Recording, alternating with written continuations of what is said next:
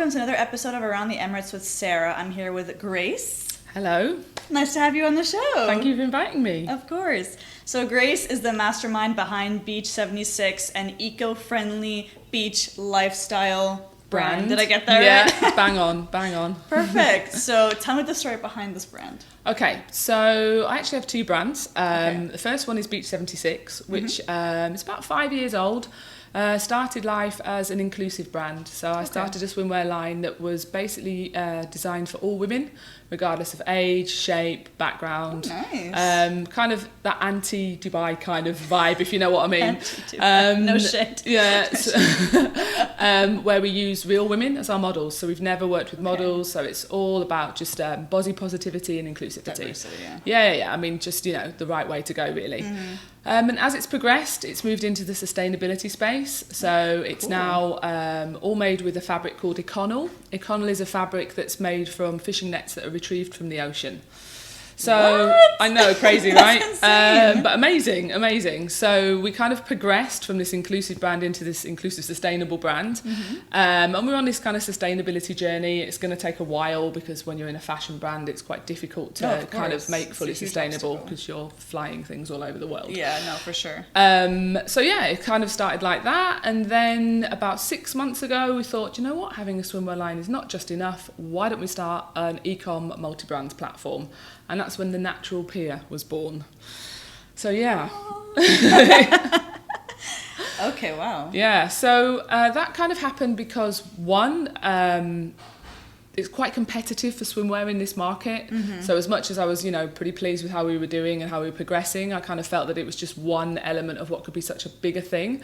And two, because I'd got into sustainability in a kind of big way, I've gone back to university and kind of studied it a little bit more. And I've been in fashion for 20 years, so I've seen the good and a lot of the bad of the fashion industry, and it kind of started, my moral compass started to go back to where I originally was, which was about trying to, do things for the greater good, really. So I decided that I'd try and find brands locally and around the world that were on the same sustainability journey as me, bring them all together under a platform, and then, just enable people to shop everything for their beach, like their beach needs, whether you're a family, a single girl, single guy, couple, whatever, but shop sustainably. So that's it. So in a sense, you kind of found that capacity gap in the fashion industry, and you're like, this is one thing that's missing, or it's not, there aren't enough resources dedicated to this as there can be. And that's when you're like... Yeah. I think finally the UAE is really getting behind sustainability as not just a trend, but it's here to stay. And especially with the younger generation, they're much more tapped into brands that are actually about something and are standing for something. So coming from the UK, we were kind of already there anyway. It just took a while to catch up here, and it's amazing what's happening in the industry here. And the big corporates are now getting involved, and the sustainability kind of community here is really strong, and there's a lot of people doing a lot of really good stuff. So it kind of spurred me on to want to do something within my niche, because I'd done swimwear. It was just a natural progression to stick with swimwear. And there's other really good platforms out there that are bringing a lot of eco products to the market. I don't necessarily need to compete with that.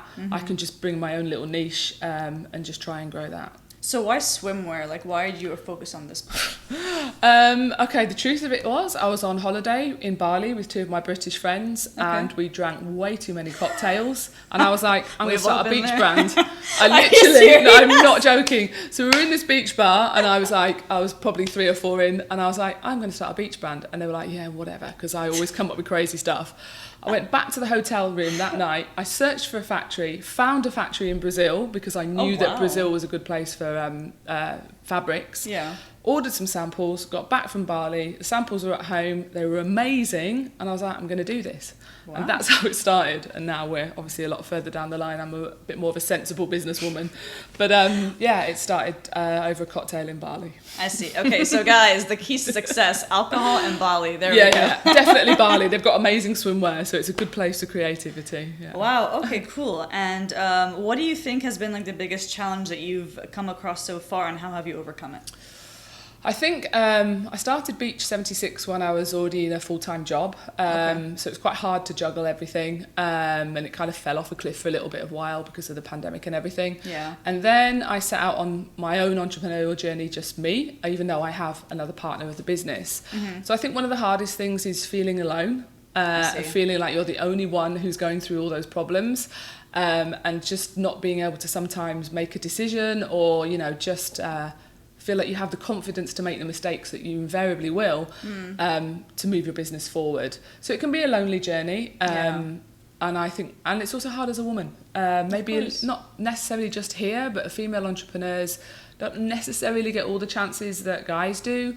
Although here there's great networks now, I mean amazing networks for women. And I think probably the most important thing that I took from that was be open, be honest, and talk to people about where you're at, because I guarantee someone else is going through the same situation. That's actually a really good point that you raised, because I've done a couple of interviews with one or two other female entrepreneurs, and they've all said the biggest challenge was the loneliness. Yeah. Having to spend nights alone working late in the office and thinking about, well, I'm in my 30s or 40s and I want to have kids, but I want to do my business. Like, it's definitely for females that's a much more complicated situation to be in than for men, but it's all the more satisfying in the end once you actually see that return on investment and see organic growth. Yeah, exactly. And you've got to be patient. It's like everyone wants it to be overnight, and then it doesn't happen, and then you second guess yourself, and then the financial. What the fuck am I doing? Then you're like spending all this money and it's not coming back, and you're like, what am I doing? And then one day something great happens, and then it restores your faith again. I see. So, do you have any kind of cool or crazy story of working with customers or something that's come up? I think, I don't know really. I mean, the customers that I've had have been fortunate enough to be pretty cool. Mostly what we do is obviously we direct ship to customers all around the world, or we work with kind of local partners here. Most of the crazy things that we've had done will be things like photo shoots and doing nutty photo shoots in the middle of nowhere with, girls changing in the back of cars and wind blowing everywhere and the photographer not turning up on time and everything kind of going wrong. So I think the things that we struggle most with story-wise are the building of the brand and kind of how to do that. Where we look really professional, but actually we feel like we're just winging it most of the time. I hear you. But it's part of the fun of it. And a lot of people say that when they do get the big success with brands, those early stages where you're just basically, you've got 500 dirhams and you've got to produce a lookbook and a photo shoot, were the best days, because they're the bits where you've got to be the most creative. Working in fashion, you come across crazy people, I can only imagine. That's fine, because I'm probably a little bit myself anyway. So I'm very fortunate that we've got great customers. I think the industry itself is a little bit wacky, but I've been in it for so long, I'm probably immune to all the craziness. Immune to it all now, yeah, exactly. So I have a couple of questions just about your business model. So how many countries do you ship out to, you said? So we ship mostly to the GCC, and then to the UK. However, what happens is if customers come to us from somewhere else and we can do it, then we will. We work on a drop ship model, which is a kind of different model to most e-coms, which is where we don't actually hold the stock, we represent the brand, and then wherever the brand is, that we either pick up and then deliver, or they're responsible for the delivery.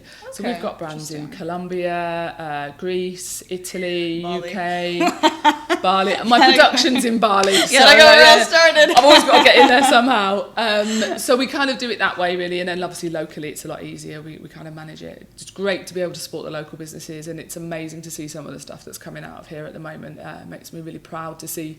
I've been here 9 years almost. The changes that are kind of taking place here. It's brilliant. That's incredible. So what is your favorite product from everything that you sell? Of course, my own brand. No, I'm joking. So we have a new brand that we've just taken on, which is a beachwear brand from Greece. She's just been featured in Vogue. So for me, that's kind of a bit of a kudos, because I love fashion and I've lived and breathed it almost my whole life. She's a really young girl. She's starting out on her own. She's really tapped into kind of a sustainability, and she's just on her own little journey. And she's only just started, she's 6 months in. To kind of get that kind of feature and to have a beautiful set of designs makes me really proud to see what the next generation of designers and fashion designers are doing. And then we work with a Colombian brand. This kind of makes me really emotional every time I talk about it. It's a Colombian beachwear brand, and their sustainability messaging is about taking orphans who've never been to the sea and taking them to the sea for the first time in their life. And it literally gives me goosebumps with emotions when I talk about it, because it's just an amazing thing to do. So that we work with lots of brands that do more than just use sustainable yarns. Yeah. We work with brands that are trying to give back to the communities that they're producing from, and that's, I think, really important. Wow. Yeah. That's I mean, I'm applause for that. It's amazing. When When they told me, I was like, I'm in. I don't even care if it doesn't make me any money. No, seriously, just knowing that your heart is in the right place and you have those good intentions, and even if it makes one person smile, Yeah. that's And I think that that's the one great thing about working in sustainability, is the people that are in this industry are more than just starting a business and turning a profit. Of course, we're all in business for a reason, but it's so much more than that. It's so much more about, community, giving back, helping the world, water, making sure equal rights, all the different ways that you want to go. Just means that there's people who've got a great moral compass, and I think that's really important. That's beautiful. Okay, so what is one big piece of advice you have for like maybe females or anyone who's trying to enter like the sustainability arena? Do your research. If it's sustainability, get yourself on a course, even if it's a short course. Get your knowledge, because someone will call you out along the way somewhere, and if you don't know, you're going to sound a little bit like you're doing it for a trend. So do your research. Surround yourself with good people who are positive, who will take you on your journey. Believe in yourself, and it's okay to fail. I think that's the one thing that took me a while. It's okay to fail. It Have is. we all heard that? We've all heard that. Because you learn from it, and the next time you learn more, you and get then back up. you get back up, exactly. But yeah, surround yourself with a good set of women.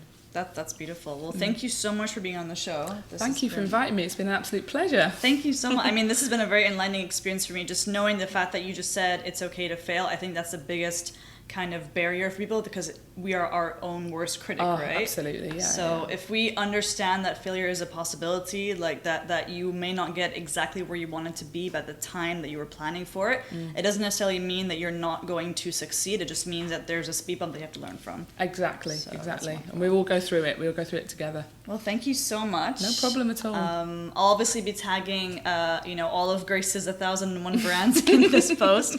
But thank you guys for listening, and I'll see you on the next episode. Bye. Thank you.